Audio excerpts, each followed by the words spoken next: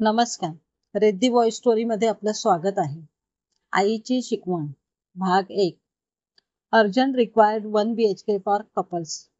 रविवारच्या आळसवालेल्या सकाळी सोफ्यावर उताना असलेल्या मकरंदने ग्रुपवर आलेला राहुलचा मेसेज वाचला आणि त्याने सुस्तावलेले डोळे पूर्ण उघडले. आता हा एवढा मोठा 3 BHK असताना राहुलला कशाला हवाय 1 BHK?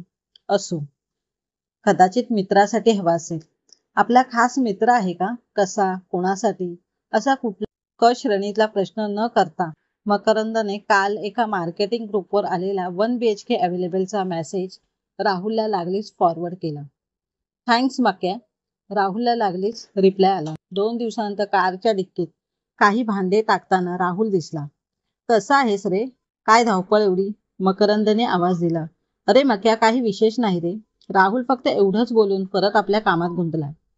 बुक केला रे 1 BHK. अरे हो, thanks for you immediately help.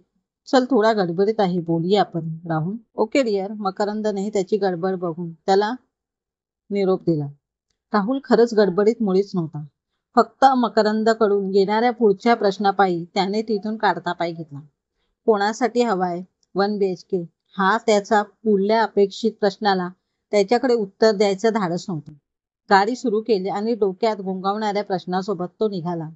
2-3 किलोमीटरचे अंतर कापून गाडी एका सोसायटीमध्ये येऊन थांबली. सामान लिफ्टने 3ऱ्या मजल्यावर आणले आणि डोरबेल वाजवली. दार उघडलं गेलं.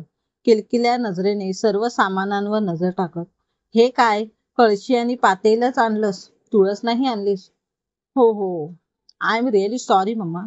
उद्या आणतो नक्की. असो, हे उद्या डॉक्टरकडे गेले की घेऊन येते. उगाच माझ्या नवऱ्याला पळवलं म्हणून अमृता मला शिव्या घालेल. हे काय मम्मा, आता अमृता कुठून आली इथे? सुलभा, बस झाला आता. त्याला आत तरी येऊ दे. अगं, तुझ्या मनाप्रमाणे झालं ना आता सर्व. पप्पा आतून मम्मीवर सौम्य आवाजात कडाडले. पप्पा मी येतो. रुद्र झोपणार नाही मी गेल्याशिवाय. अजून वाद नको म्हणून राहुलने बस्तान हलवले. ठीक, दमाने जा. जेवण तरी झालं का? चिरक्या स्वरात मम्माने विचारले. हो, करून आलोय. पप्पा, काही हवं असल्यास फोन करा. चला, निघतो मी आता. Bye, good night. जपून जा.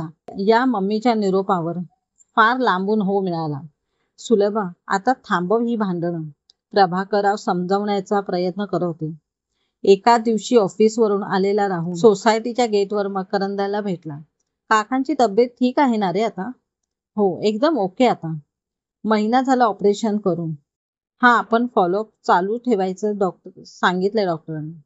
राहुलने लागलीच उत्तर मांडली. हे चालायचंच. काळजी. बाय द वे, तू त्यांच्यासाठी 1 BHK रेंट घेतलं असं कळलं. शेवटी मकरंदने जो प्रश्न करायला नाही हवा होता तोच राहुल पुढे मांडला. हो रे, त्याचं काय आहे ना, रुद्र फारच त्रास देतो दोघांना. त्यामुळे अमृताने सुचवलं. राहुलने दीर्घ विचारांती कारणं शोधत अडखळत उत्तर मांडलं. तसं असलं तर ठीक आहे, त्यांची काळजी घ्यायला हवी. नाहीतरी हल्ली 1 BHK न्यू कपलसाठी कमी आणि ओल्ड एजंटसाठी जास्त मागणी करतात. मकरंद राहुल सोबत अमृतालाही चांगला ओळखत होता. राहुलने मकरंदच्या बोलण्याचा रोख ओळखला. चेहऱ्यावर उष्ण हसू आणून नाही रे नाही म्हणत त्याचा निरोप घेतला. राहुल जसा आपल्या घरात आला तशी अमृता रुद्रला घेऊन रुद्राच्या मित्राच्या बर्थडे पार्टीसाठी बाहेर पडली. त्यांचा निरोप घेऊन राहुलने दार बंद केले आणि सोफ्यावर टेकला. तितक्यात लाईट गेली आणि घरात अंधार पसरला. आणि त्याच्याबरोबर पसरली ती एक अनामिक बोचरी शांतता. कित्येक दिवसापासून मम्माने मागितलेली तुळस राहुल आजही सस्पेश विसरला होता. तो सोफ्यावरून उठला आणि थेट बाल्कनीत गेला. तिथं फक्त दिवा तेवत होता. तडक अमृताला फोन केला. अगं, तुळस कुठे आहे? तुळस? ती तर पप्पांनी नेली. तू घरी यायच्या जस्ट 10 मिनिटं येऊन गेले. तुला सांगावंसं वाटलं नाही की पप्पा येऊन गेले ते? अरे, गडबडीत होते आणि मी पण विसरले. सॉरी. राहुल आहे तसाच परत हॉलमध्ये येऊन निपचित सोफ्यावर पडून राहिला. त्याची नजर हॉलच्या काचेच्या दरवाजावर पार बाल्कनीत ठेवलेल्या निरंजनावर गेली.